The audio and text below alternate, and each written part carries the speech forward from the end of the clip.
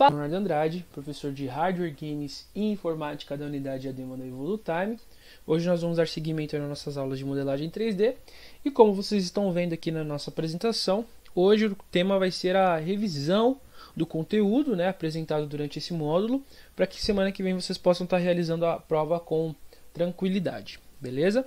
Então é o seguinte, nesse começo de revisão, nós vamos estar tratando aqui sobre o programa Blender, o que ele é, o que é essa definição de programa open source, qual que é esse diferencial em relação a um programa comum, um programa pago, qual que são as características de um programa open source e por que ele é vantajoso, quais são as vantagens de utilizar um programa open source. Então vamos lá. Bom, esse termo aqui, open source, ele significaria algo como recursos abertos. Tá? Como assim recursos abertos? Significa que esse programa, um programa open source, eu não estou falando só do Blender, qualquer programa open source que vocês forem solicitar, ou que vocês forem pegar e tal, geralmente ele vai ser gratuito. Tá? E por ele ser recursos abertos também, tem a possibilidade ainda, vou fazer assim, de modificação.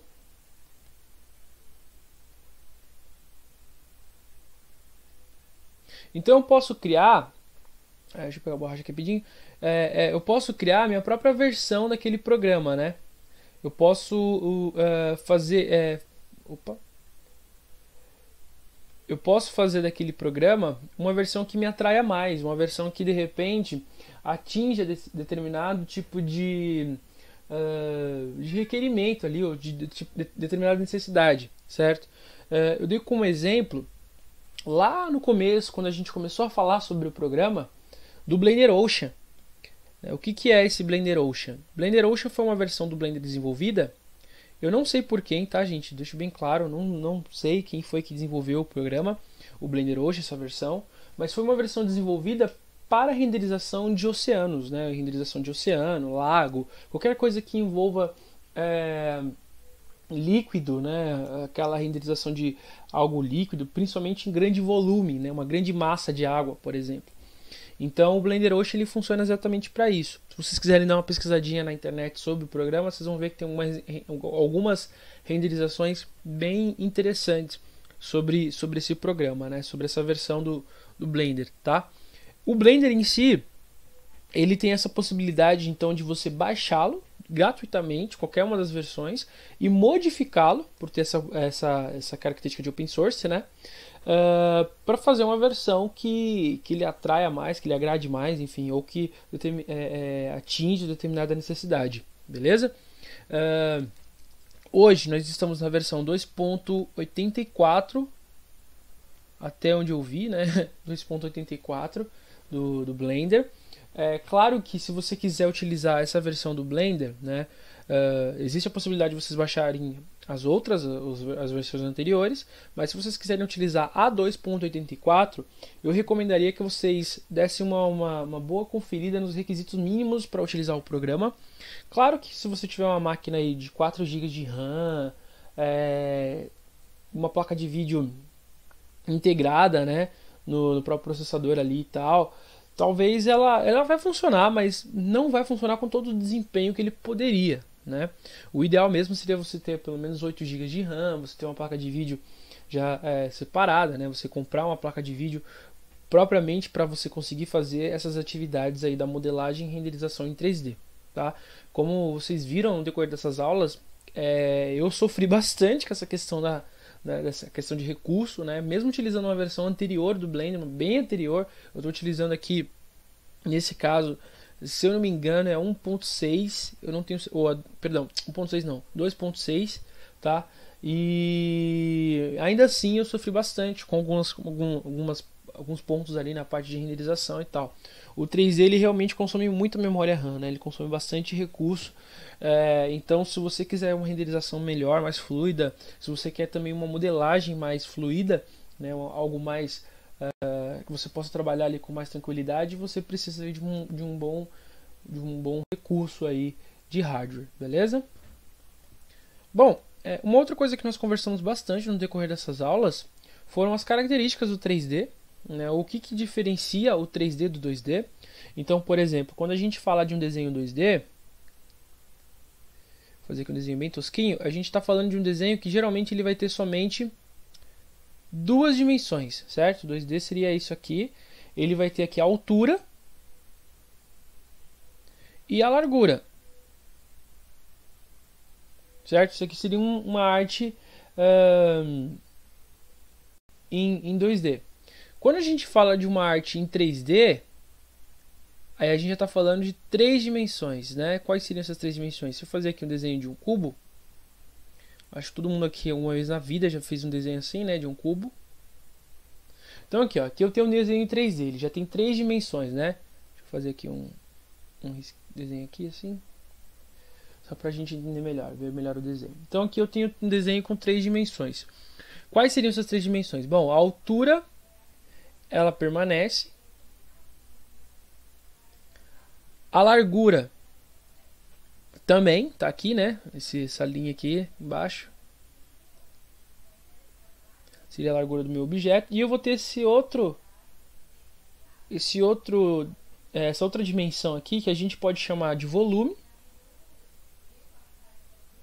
O volume na realidade é o conjunto da obra, digamos assim, né? Porque quando eu tenho a altura, a largura e um outro termo que a gente poderia dar aqui, que seria o comprimento para uma forma, aí a gente vai ter a questão do volume, né? É como se imagina o seguinte, imagina que isso aqui fosse uma caixa, né, esse desenho, ou um gelo, por exemplo, um bloco de gelo, né? Então aqui dentro, ó, nesse espaço aqui, ó, nesse centro, seria todo o volume, né, que a água ali solidificada, né, ela ocuparia. Então seria mais ou menos essa a ideia do 3D, né? Então quando a gente fala de um objeto em 3D, a gente geralmente vai utilizar essas três características, essas três dimensões. A altura, o comprimento, a gente pode deixar assim, que eu acho que fica até mais interessante para a gente usar esse termo, principalmente dentro do Blender, e a largura, né? E aí, juntando esses três, a gente vai ter essa questão do volume, né? Ok? Bom, lá no Blender, essas três dimensões, elas vão ser representadas pelo um plano cartesiano, né?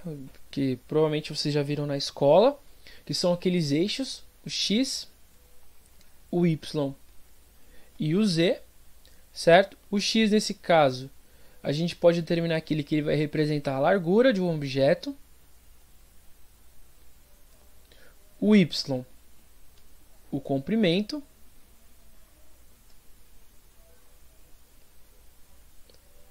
E o Z, a altura. Seria o eixo da altura, né? Então, a gente fosse fazer aqui o desenho da setinha lá do Blender, seria mais ou menos assim, o Z aqui, o X, e aqui, indo para trás, né, o Y, certo? Aqui, né, ó. Então aqui o Z, o X, e aqui o Y, beleza? E esses três eixos, eles vão ser representados por cores também, por linhas, né, por algumas retas com três cores. O X, ele vai ser representado pela cor vermelha, pelo red, né, vermelho, que também é um RGB, né? O Y é o green.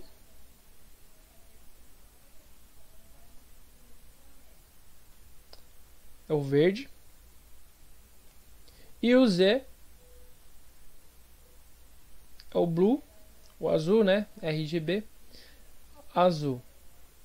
Beleza? Então a gente tem lá o X, o Y e o Z, o vermelho, o verde e o azul, e os eixos então largura, comprimento e altura. Beleza? Ok. Qualquer dúvida que vocês tiverem, pessoal, sobre esse tema ou sobre qualquer outra das coisas que a gente for vendo durante essa revisão, vocês podem me mandar lá no grupo. Se vocês ficarem com vergonha, estiverem tímidos, eu acho que não precisa ficar com vergonha de nada, né? Como eu já disse, ninguém nasce sabendo. Então, se vocês estiverem com dúvida, não fiquem receosos de perguntar, não. É até interessante se vocês fizerem no grupo, porque se mais alguém tiver com a mesma dúvida que vocês e tiver vergonha, às vezes, de perguntar e tal, com a sua iniciativa ali, de repente a dúvida dele acaba sendo sanada também, beleza? Bom, vamos falar aqui então sobre os dois modos, os modos de edição e o modo de objeto do Blender, e falar sobre os atalhos também. Bom, em primeira instância, eu acho muito interessante quando a gente fala aqui sobre o modo de edição, a gente falar principalmente sobre isso aqui, né? Ó, sobre esses três botõezinhos aqui no modo de edição, que a gente vai utilizar bastante. Lembrando que o modo de edição, geralmente o nosso objeto está todo assim em laranja, e aí ele vai apresentar, né, que quando ele está selecionado no caso, né, ele fica em laranja, e ele vai apresentar aqui a visualização dependendo da forma que a gente selecionar através desses três botões. Então a gente tem aqui a visualização através dos vértices, que são essas bolinhas, né, aquelas bolinhas que ficariam ao redor do meu objeto. Então, vamos dar um exemplo aqui. Vou fazer aqui o desenho do cubo de novo. Bem tosco, bem tortinho, né? Mas só para a gente ter uma noção. Então aqui eu tenho o desenho do meu cubo. E aí se eu tivesse no modo de seleção de vértice, em cada um desses pontos aqui em que ligam as linhas, eu ia ter um pontinho, né? Desse jeito aqui. Isso aqui são os vértices. Então são os pontos em que conectam as linhas. Nesse cubo aqui, deixa eu pegar aqui rapidinho a lupa. Deixa eu ver aqui rapidinho. Beleza, então aqui nessa lupa, então aqui ó, em cada um desses pontos aqui do meu cubo, eu teria então um vértice, beleza? Legal. Opa, saí aqui sem querer, vamos voltar aqui. Deixa eu pegar aqui a borracha novamente. Apagar aqui. Então vamos lá. Só para ficar claro, então aqui, né, ó, eu tenho um vértice aqui, tenho um vértice aqui no meu cubo, outro aqui, outro aqui, outro aqui. Enfim, então em cada canto, em cada canto do meu objeto, em cada ponto em que essas linhas elas se convergem para o mesmo ponto, então aquele ponto vai ser um vértice, certo? Então a gente vai ver aqui os vértices. Tem também o modo de visualização em arestas. As arestas seriam as linhas, né? Então essas linhas aqui que a gente utiliza, cada uma dessas linhas aqui vai ser uma aresta, certo? Aqui tem as linhas, né? Ó. Aqui tem outra, então tenho várias linhas aqui no meu cubo. Essas linhas aqui que vocês estão vendo bem laranja mesmo, né? Então são as arestas, certo? A gente tem esse modo de visualização. E também tem as faces, né? A face, então, ela vai ser toda essa área aqui, né? Ó. Então, cada quadrado aqui do meu cubo, cada lado aqui do meu cubo, vai ser uma face, certo? Eu risquei aqui em vermelho para vocês verem bem. Beleza? Isso aqui é muito importante da gente lembrar lá, porque provavelmente vai cair na prova. Quais são lá os três modos de visualização no modo de edição? Vai ter lá vértices, arestas, faces. Aí você já sabe que vai ser essa opção. Beleza? Vamos passar aqui rapidinho.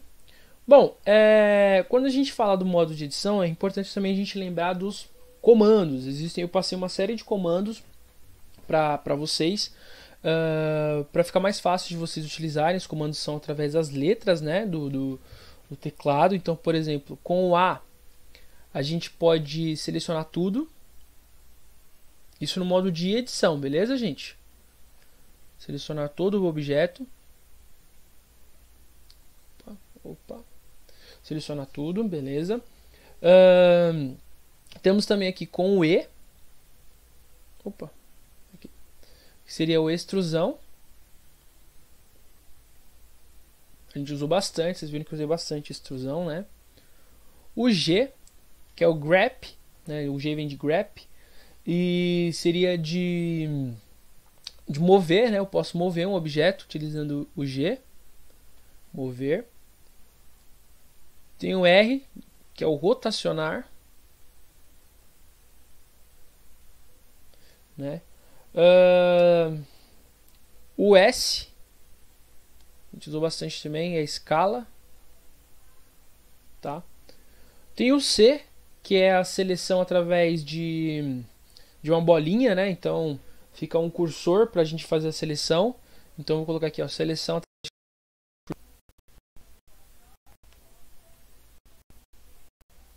Opa.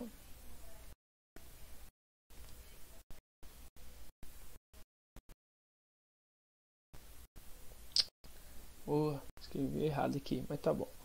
Então, seria mais ou menos esses, tá? Não vou passar todos, porque eu acho que nem necessita. São muitos também, né? Se eu fosse passar aqui todos, não ia dar certo. Tem o X também, que é para deletar, né? Alguma coisa, se você quiser deletar. Pode deletar, né? Qual outro que a gente viu bastante? O W, que a gente pode usar para abrir um menuzinho onde a gente pode remover duplicações. Enfim, fazer uma série de coisas também, mas eu vou focar mais nos básicos mesmo, tá? Porque eu acho que se eu alongar muito, vai ficar muito confuso, certo?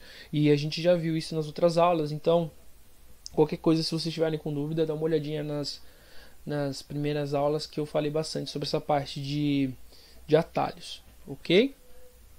Então esses aqui são os comandos principais que a gente vai utilizar, principalmente, deixa eu glifar aqui com marca-texto, principalmente aqui extrusão, esse aqui a gente usa bastante, né? O escala,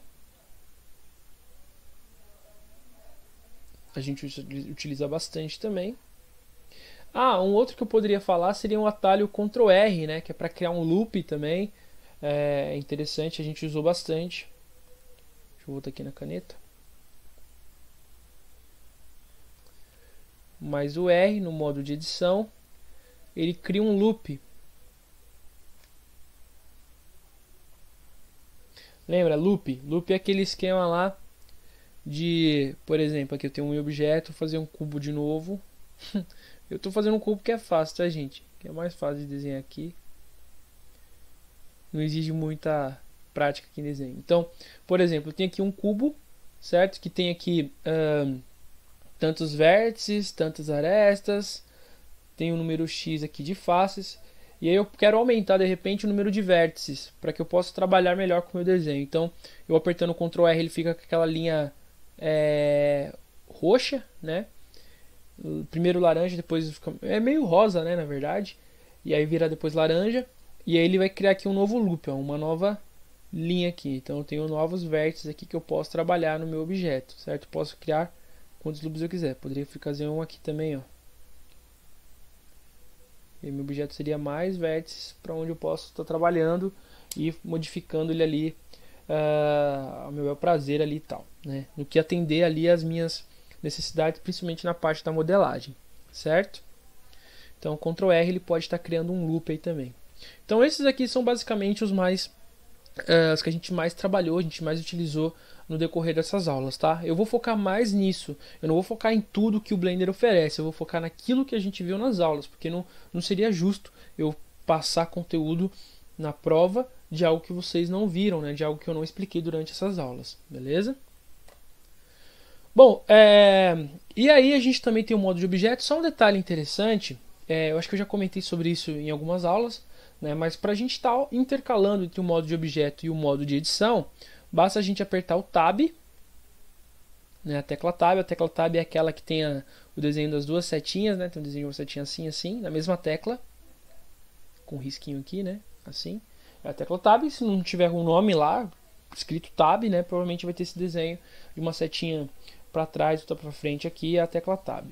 Ou então você vem aqui nessa guia, aqui ó, que é o modo de visualização, e aqui você vai poder selecionar entre modo de edição, modo de objeto, modo de escultura. Eu não mostrei esse modo para vocês, é um modo muito legal, principalmente no 2.84 do Blender, que você modifica, você consegue modelar um objeto, modelar uma forma como se fosse uma massinha, só que realmente no meu computador não estava dando bom. Eu tentei verificar aqui se ia conseguir fazer. Eu queria realmente mostrar isso para vocês aqui, mas não deu certo. E é mais uma coisa que eu recomendo. Se vocês quiserem usar esse modo de escultura no computador de vocês, tem que ter uma maquinazinha melhorzinha, tá? Porque senão ele não vai funcionar, ele pode dar pau, pode fechar o Blender do nada, porque ele consome muita memória, tá? Então tem aqui o modo também de pintura de vértices, pintura de textura, né, criando textura aqui no Blender, e também de ossos, né, de pontos, onde a gente geralmente faz o movimento ali do personagem, quando a gente vai animar alguma coisa assim, tá? Isso aqui eu não vou, esses três aqui, esses quatro aqui pelo menos, ó. Isso aqui eu não vou colocar em prova, até porque a gente não viu, tá? Então isso aqui deixa quieto, só o edit mod, object mod mesmo. Talvez caia alguma pergunta sobre esses dois modos, o que difere um de outro, tá? Lembrando que no mod objeto a gente não consegue editar o objeto, só no edit mod, né? No mod objeto a gente pode criar um outro objeto, criar outros objetos dentro da nossa grade ali, utilizando o atalho Shift A, né? O Shift A, Shift mais o A, vai apresentar lá o menuzinho onde a gente pode estar criando, colocando um novo objeto na nossa cena. Esse objeto pode ser tanto uma forma, quanto um novo cubo, um plano, aquela cabeça de macaco que eu mostrei para vocês que tem no Blender, o anel, pode ser um cilindro, pode ser uma lâmpada, uma câmera, né? Isso já, no caso, seria outros tipos de objeto, mas ainda assim a gente pode estar colocando no modo de objeto, se não tiver nada selecionado de preferência, né? Tem que tirar a seleção de tudo lá, como a gente já viu nessas aulas diversas vezes. A gente tira a primeira seleção de tudo no modo de objeto e aí a gente, utilizando o Shift A, a gente consegue criar outras formas ali, ou colocar uma nova lâmpada, ou colocar uma câmera, enfim, tá? E aqui do lado dessa modo de visualização a gente também tem aqui o Viewport Shading, né, que é o tipo de visualização do objeto. Se a gente quer ele ser visualizado no modo sólido, que é geralmente o que vem padrão, que é o desenho dessa bolinha aqui, ó, branca, né? Tem o modo Wire, que é o modo aramado, que eu já mostrei para vocês também no decorrer das aulas, né? O modo aramado, que o objeto ele fica todo meio que transparente, né? Fica todo cheio de risco, né? De linhas pretas para ser visualizado. Então, o modo aramado. E tem o modo aqui textura, né? O Texture Mode, que aí você já vê o seu objeto ali dentro da grid, ali, você modificando ele em tempo real, você já vai vendo como que a textura ela vai ficando no nosso objeto. Eu mostrei isso para vocês também durante essas aulas, né? Esses três aí, ok? Desse modo de objeto. Beleza?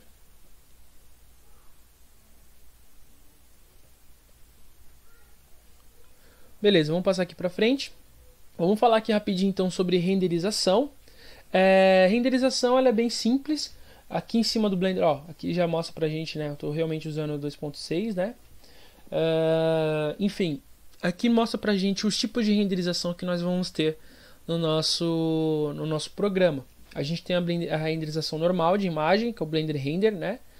Tem a para games, que é o Blender Game, e tem a engine, que a gente pode estar utilizando uma engine de outra engine, por exemplo, para estar verificando aí, fazendo a renderização em cima, né? A gente modela, por exemplo, faz a parte de modelagem e animação no Blender, e quando a gente for renderizar, ao invés de a gente renderizar no Blender, a gente renderiza lá, por exemplo, eu até falei sobre isso na última aula, que a gente teve aquele bate-papo sobre o 3D, sobre a renderização no Yafarei, por exemplo. Então eu poderia utilizar uma engine de outro desenvolvedor, né, para estar fazendo a renderização do meu objeto de uma forma mais realista, ou fazendo uma animação mais bonita, mais fluida, enfim, tá? Isso aqui não tem muito segredo. Porém, eu acho interessante a gente falar, quando a gente fala de renderização, falar sobre a ambientação, né? Então, a gente já falou bastante, a gente usou bastante esse menuzinho aqui. Eu não falei sobre todas as guias, eu acho que necessitaria mais do que 12 aulas para a gente falar de cada uma dessas guias, porque aqui entra a parte de colocar osso nos personagens, né? Porque quando a gente vai montar um personagem mesmo em animado ou para game, né, a gente tem que criar os ossos e tal. Aqui tem a parte de programação, né, de lógica e tal. Tem a parte aqui de fotografia, de renderização, então de iluminação e tal, né, que a gente não entrou tanto em detalhe, né, alguns efeitos também, mas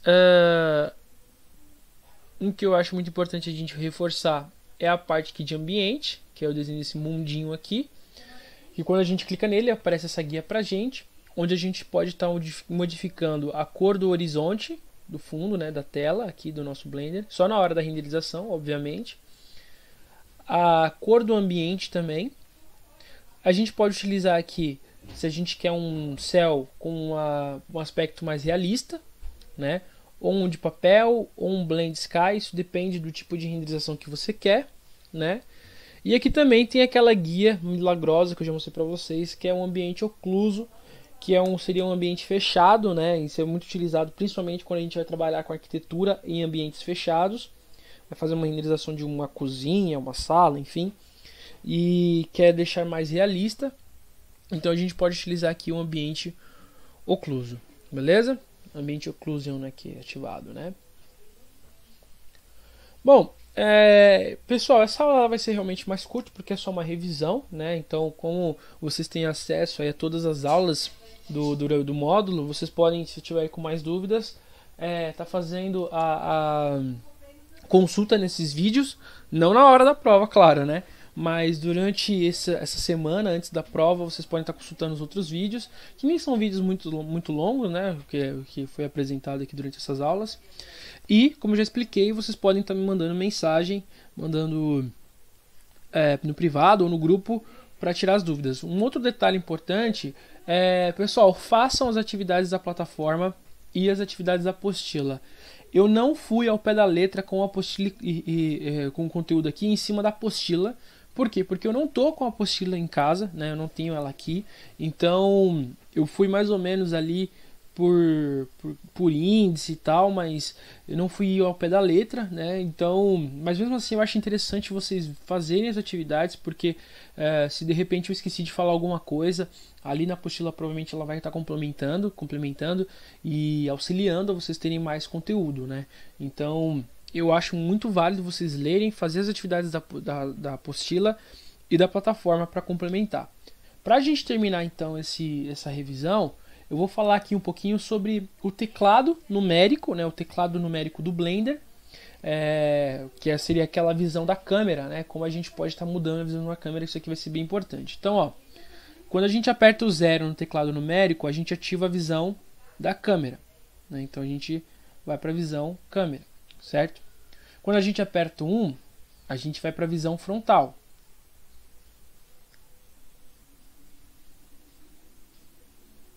Ok?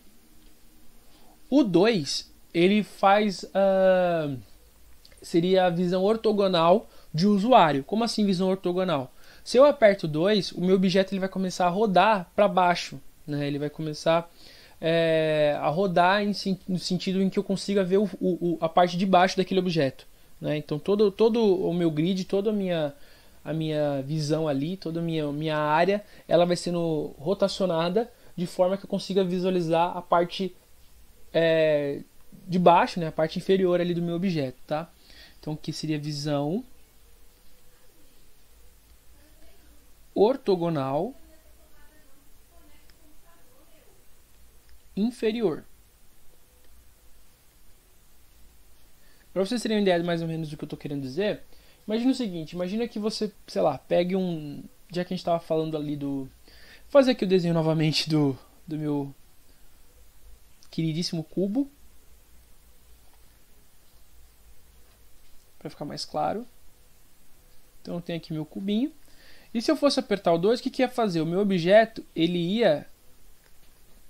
Opa, não consegui apagar aqui. Deixa eu pegar a borracha aqui. Pronto. Vou fazer mais bonitinho. Então é o seguinte, ele vai fazer o que? Ele vai rotacionar nessa direção aqui, ó. Tudo, tá? Então ele vai começar a rotacionar toda a minha tela, né? Toda a minha tela ali do Blender, ela vai começar a rotacionar para cima, né? Para que eu possa visualizar ali a parte inferior do meu objeto, tá? No 3 é a visão direita, né? Do meu objeto.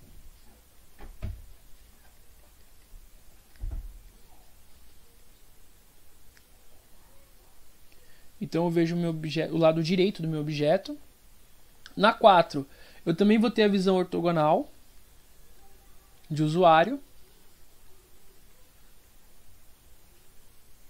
Porém, nesse caso, no 4, ele vai rotacionar nesse sentido aqui, ó. Certo? Então meu objeto ele vai rotacionando nesse sentido, tá? Ele vai realmente, toda a minha região ali, ela vai rotacionando nesse sentido, beleza?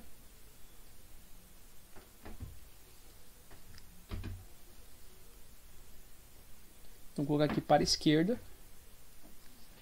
O 5 é a visão perspectiva, né? Já mostrei para vocês, já falei sobre isso.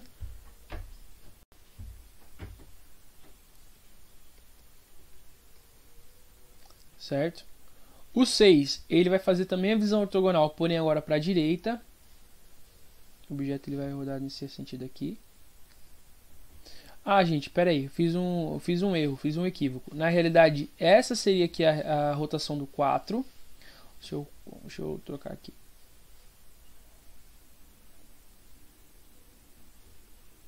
Não, tô viajando, tá certo. Oh, meu Deus do céu. Tá certo, gente, esquece o que eu acabei de falar, tá certo. Quando eu aperto o 4, o objeto ele rotaciona nesse sentido, e o 6 ele rotaciona aqui no sentido da direita, tá? Tô viajando aqui, confundi.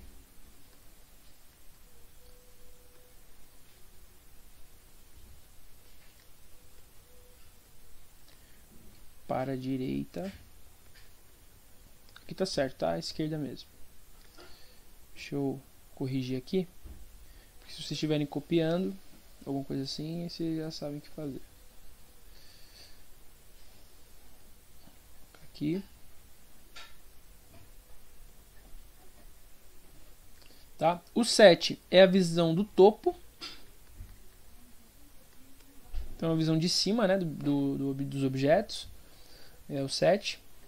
E o 8, ele vai fazer também a visão ortogonal, só que agora ele vai de cima para baixo. Ele faz esse caminho inverso aqui, ó. Tá? No 2, o objeto ele sobe, né? Ele vai vendo, vai subindo para a gente ver a parte de baixo. E no 8 ele vai fazendo o oposto, ele vai mostrando para a gente a parte de cima, né? O 9 ele não tem comando, tá? Ele vai ter algumas outras funções e tal. Já mostrei isso também para vocês, né? Em uma outra aula, mas é só para recapitular. Ortogonal superior. Beleza? Então, isso aqui é importante vocês lembrarem, né? Porque as câmeras elas ajudam bastante a gente ali na parte da modelagem e tal, da gente conseguir controlar ali o nosso objeto. Beleza? Pessoal, então é isso. Nossa aula vai terminar aqui, tá? Nossa revisão. Qualquer dúvida, não esqueçam de me mandar mensagem. Não esqueçam de fazer as atividades da apostila, tá? Eu acho que até no final da apostila deve ter algum quiz lá de revisão que vocês podem estar respondendo para melhorar também o desempenho, beleza? No dia da prova. E é isso, ok? Qualquer dúvida, se tiverem, não esqueçam de me chamar, de me mandar mensagem, que eu vou estar atendendo aí vocês, beleza? Um grande abraço, então, se cuidem e até a próxima. Tchau, tchau.